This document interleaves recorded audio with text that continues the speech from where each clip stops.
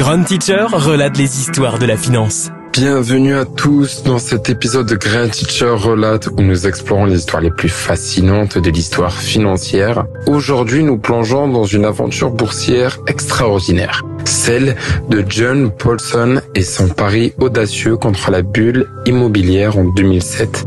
Accrochez-vous bien, car cette histoire va vous transporter dans les méandres des marchés financiers et des grandes prises de risques.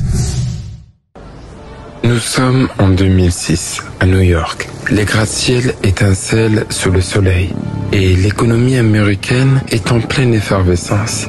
Le marché immobilier est en plein boom.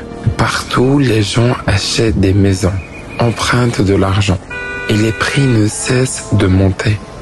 L'Amérique entière est convaincue que cette prospérité est éternelle.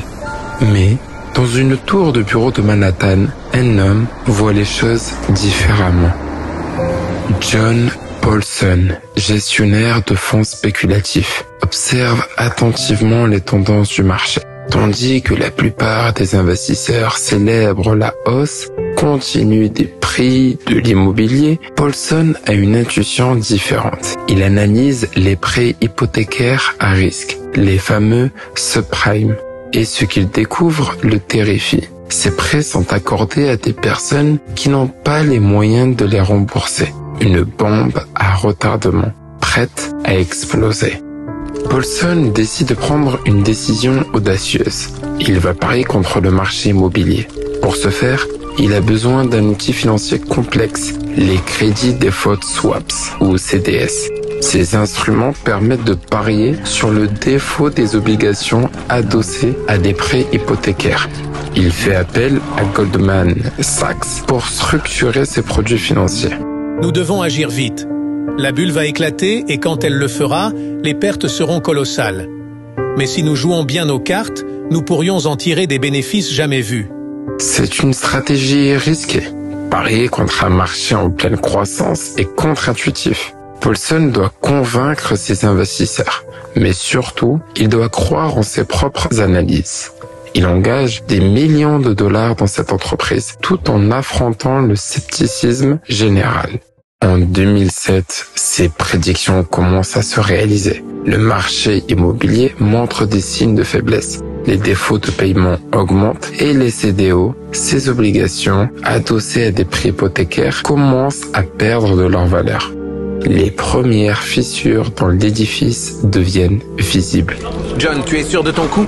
Les pertes commencent à s'accumuler. Tenez bon, les données sont claires. Le pire est encore à venir, mais nous sommes prêts.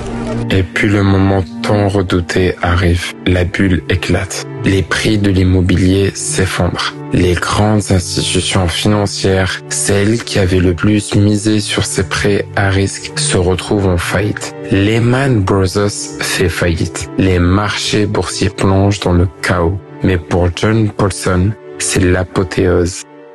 En une seule année, Paulson et son fonds spéculatif réalisent des gains de plus de 15 milliards de dollars. C'est l'une des plus grandes réussites de l'histoire des fonds spéculatifs. John Paulson devient une légende de Wall Street. Son pari contre la bulle immobilière est gravé dans les annales. Ce n'était pas de la chance, c'était une analyse rigoureuse, de la perspicacité et surtout la conviction que nous devions voir au-delà des apparences. Cette histoire, cher auditeur, est une leçon sur l'importance de la recherche indépendante, de la persévérance et du courage de suivre ses convictions.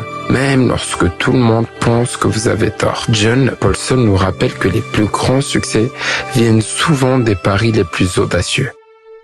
Merci d'avoir écouté cet épisode de Grand Teacher Relate. Restez à l'écoute pour d'autres histoires captivantes du monde de la finance. À la prochaine.